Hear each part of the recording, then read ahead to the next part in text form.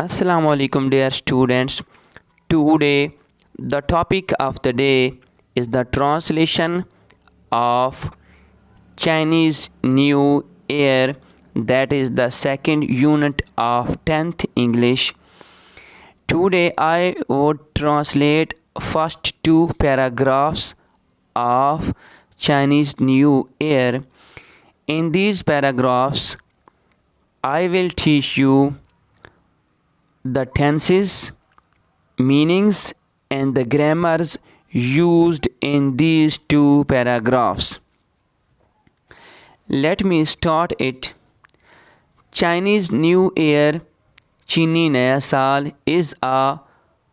होता है एक हॉलीडे, छुट्टी का दिन, दैट सेलिब्रेट्स, जो मनाया जाता है। वैसे ये प्रेजेंट इंडेफिनिट है बट ये इंग्लिश टेक्स्ट में ये गलत लिखा हुआ है, इसे दैट इज़ सेलिब्रेटेड ऐसे होना चाहिए था, लेकिन उन्होंने जो सेंटेंस यूज़ किया है ये प्रेजेंट इंडेफिनिट का, दैट सेलिब्रेट्स, इसका मतलब बनता है वो मनाता है या जो मनाता है, लेकिन ये ग्रामेटिकली गलत है, इसे होना चाहिए था दैट इज़ सेलिब्रेटेड।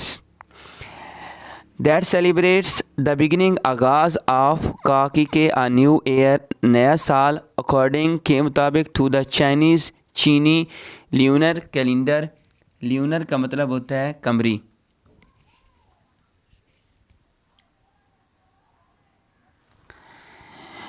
चीनी नया साल, चाइनीज़ न्यू ईयर, चीनी नया साल, इज़ अ हॉलीडे, चीनी नया साल एक छुट्टी का दिन होता है, that is celebrated the beginning of a new year according to the Chinese lunar calendar. Dear students, मैंने जो फर्स्ट चैप्टर 10th इंग्लिश का आपको पढ़ाया था उसमें मैंने आपको बताया था कि किसी भी इंग्लिश के सेंटेंस को उर्दू में ट्रांसलेट करने के लिए हम सब्जेक्ट की ट्रांसलेशन करके एंड से पीछे मीनिंग करते आते हैं, हमारी ट्रांसलेशन हो जाती है। अगर किसी सेंटेंस में कंजंक्शन लगा हो, जैसे यहाँ दैट लगा हुआ है, तो कंजंक्शन से पहले हम ट्रांसलेशन करते हैं और फिर कंजंक्शन की ट्रांसलेशन करके एंड से पीछे पढ़ते, मीनिंग जस्ट पढ़ते आते हैं, हमारी ट्रांसलेशन हो जाती है।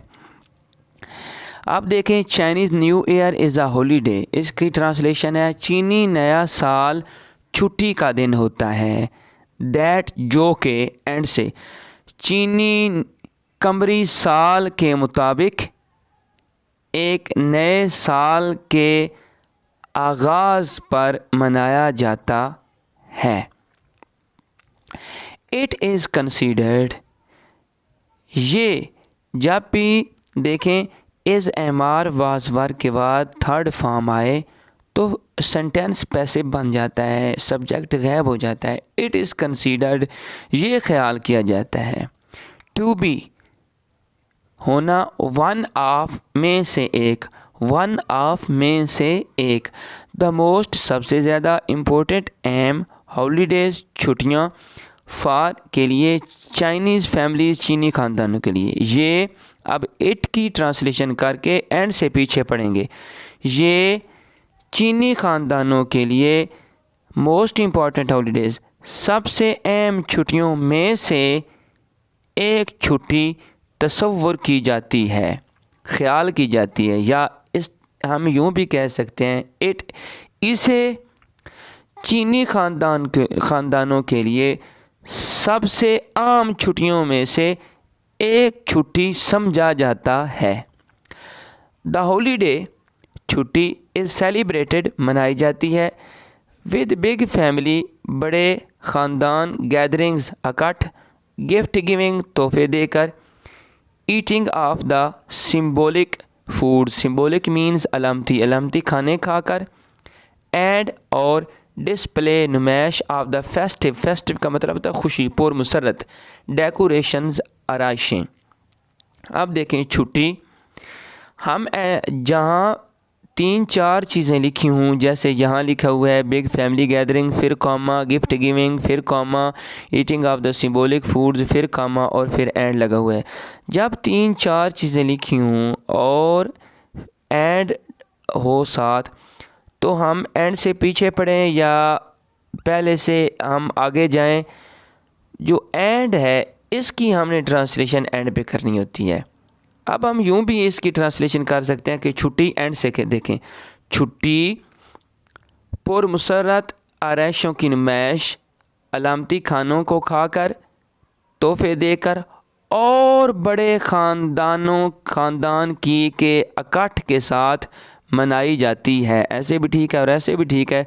छुट्टी सेलिब्रेटेड के बाद पढ़ें, छुट्टी बड़े ख़ानदान के इकट्ठ, तोहफे देकर, अलामती खाने खाकर और पुरमसरत आरैशों की नुमाइश के साथ मनाई जाती है। आल फोकस्ड, सब का मकसद ऑन ब्रिंगिंग, लाना, गुड लक, खुशकिस्मती, फॉर द न्यू ईयर, नए साल के लिए, एंड और सेलिब्रेटिंग, मनाना, द कमिंग ऑफ स्प्रिंग, बहार की आमद को। सब का मकसद एंड से, सब का मकसद बहार की आमद को मनाना और नए साल के लिए खुशकिस्मती लाना होता है।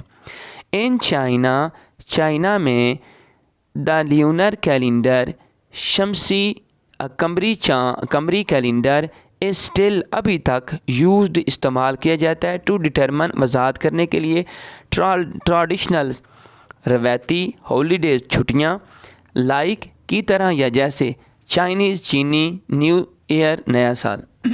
अब देखें, in China the lunar calendar is है जहाँ हेल्पिंग वर्ब लगा हो, इससे पीछे ट्रांसलेशन पहले करनी होती है और फिर हेल्पिंग वर्ब को छोड़कर एंड से पीछे करनी होती है, हमारी ट्रांसलेशन हो जाती है। आप देखें, in China the lunar calendar, कमरी कैलेंडर चाइना में, या चाइना में कमरी कैलेंडर, एंड से शुरू करेंगे, चाइना में कमरी कैलेंडर चीनी नए साल की तरह रवायती छुट्टियों की वजाहत करने के लिए अभी तक इस्तेमाल किया जाता है। चाइना में कमरी कैलेंडर एंड से चीनी नए साल की तरह रवायती छुट्टियों की वजाहत करने के लिए अभी तक इस्तेमाल किया जाता है। सिंस चौंके द ल्यूनर कैलेंडर कमरी कैलेंडर इज़ बेस्ड, मबनी होता है, ऑन द फेजेस, मदारिज ऑफ द मून, चाँद के।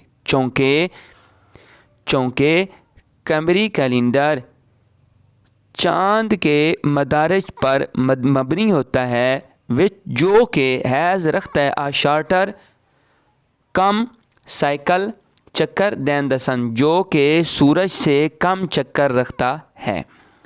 चाइनीज़ न्यू ईयर, चीनी नया साल, इज़ नेवर, कभी भी ना, ऑन द सेम डे, एक दिन, ईच ईयर, हर साल। चीनी नया साल कभी भी एक दिन नहीं आता या सेम डे, उसी दिन नहीं आता, बट बल्कि टिपिकली ख़ास तौर पर फॉल्स आता है समवेयर, कहीं, बिटवीन, के दरमियान, जनवरी 21 एंड फरवरी 20। दोबारा देखें, चीनी नया साल कभी भी एक दिन नहीं आता या सेम डे नहीं आता, बल्कि एंड से 21 जनवरी और 20 फरवरी के दरमियान कहीं आता है। सेलिब्रेशंस, तकरीबात, कैन एक्चुअली दरअसल तकरीबात लास्ट अप रहती हैं टू अ मंथ, एक महीना। दरअसल तकरीबात तकरीबन एक महीना रहती हैं। हेयर आर, यहाँ हैं, सम ट्रेडिशंस, कुछ रवायात, एसोसिएटेड, मुंसलिक, विद चाइनीज़ न्यू ईयर, चीनी नए साल के साथ। यहाँ एंड से आर आ गया, हेल्पिंग वर्ब एंड से देखेंगे। यहाँ चीनी नए साल के साथ मुंसलिक कुछ रवायात हैं। उन रवायात में से पहली है cleaning houses and new clothes. याद रखें, हाउस जब अकेला आए, एक हाउस की बात हो, तो जो एस है ये सीन की आवाज़ देता है, सीन का साउंड देता है, एस, हाउस, एस। अगर ज़्यादा हूँ हाउसेस जिस तरह, तो फिर ये जे की आवाज़ देता है। क्लीनिंग हाउसेस, अब हम हाउसेस पढ़ेंगे। क्लीनिंग हाउसेस, घरों की सफाई, एंड न्यू क्लोथ्स, और नए कपड़े, घरों की सफाई और नए कपड़े। प्रायर टू का मतलब होता है पहले। अब जो प्रायर के बाद टू है, ये इसके साथ प्रेपोजिशन फिक्स्ड है। प्रायर के साथ प्रायर टू का मतलब होता है पहले। Prior to the first day, पहले दिन से पहले, ऑफ द न्यू ईयर, नए साल के, नए साल के पहले दिन से पहले। अब देखें, ये नए साल के पहले दिन से पहले का मतलब ये है कि अब हमारा जो है जनवरी जो है, इसका जो 1 जनवरी होती है, ये हमारा साल का पहला दिन होता है। अब उसके मुताबिक पहले दिन से पहले, नए साल के पहले दिन से के पहले का मतलब है कि 31 दिसंबर, 31 दिसंबर की बात हो रही है इसके मुताबिक। तो prior to the first day of the new year, नए साल के पहले दिन से पहले, इट इज़ कस्टमरी, ये रवाज है, कस्टमरी रवाज, फॉर फैमिलीज़, ख़ानदानों के लिए, टू थारोली, मुकम्मल तौर पर, क्लीन, साफ़ करना, देयर हाउसेज, अपने घरों को।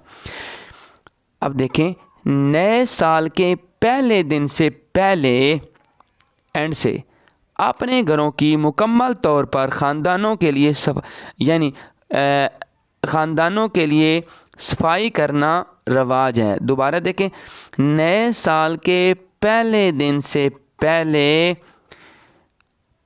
अपने घरों की मुकम्मल तौर पर सफाई करना ख़ानदानों का रवाज है।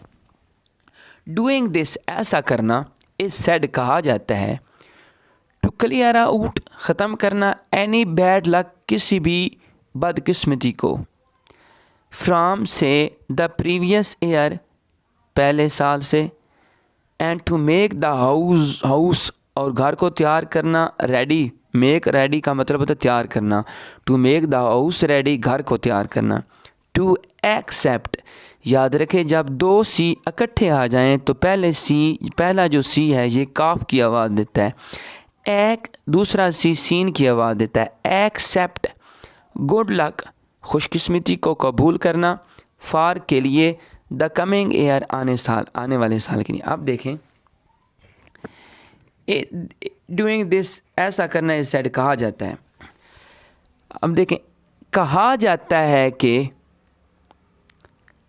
एंड से, दो तरीके से ये इसका तर्जमा हो सकता है। कहा जाता है कि आने वाले साल के लिए खुशकिस्मती को कबूल करने की खातिर घर को तैयार करना और पिछले साल की बदकिस्मती को क्लियर आउट, ख़त्म करने के लिए ऐसा किया जाता है। कहा जाता है कि, एंड से, आने वाले साल के लिए खुशकिस्मती को कबूल करने की खातिर घर को तैयार करना और पिछले साल की बदकिस्मती को दूर करने के लिए डूइंग दिस, ऐसा किया जाता है। ऑल क्लीनिंग, सारी सफाई, मस्ट बी फिनिश्ड, ख़त्म होनी चाहिए, बिफोर, पहले, द न्यू ईयर्स डे, नए साल के दिन से, यानी नए साल के पहले दिन से, नए साल के पहले दिन से पहले सारी सफाई ख़त्म होनी चाहिए, या नए साल से पहले, नए साल के आगाज़ से पहले सारी सफाई हो जानी चाहिए या सारी सफाई ख़त्म होनी चाहिए, ताकि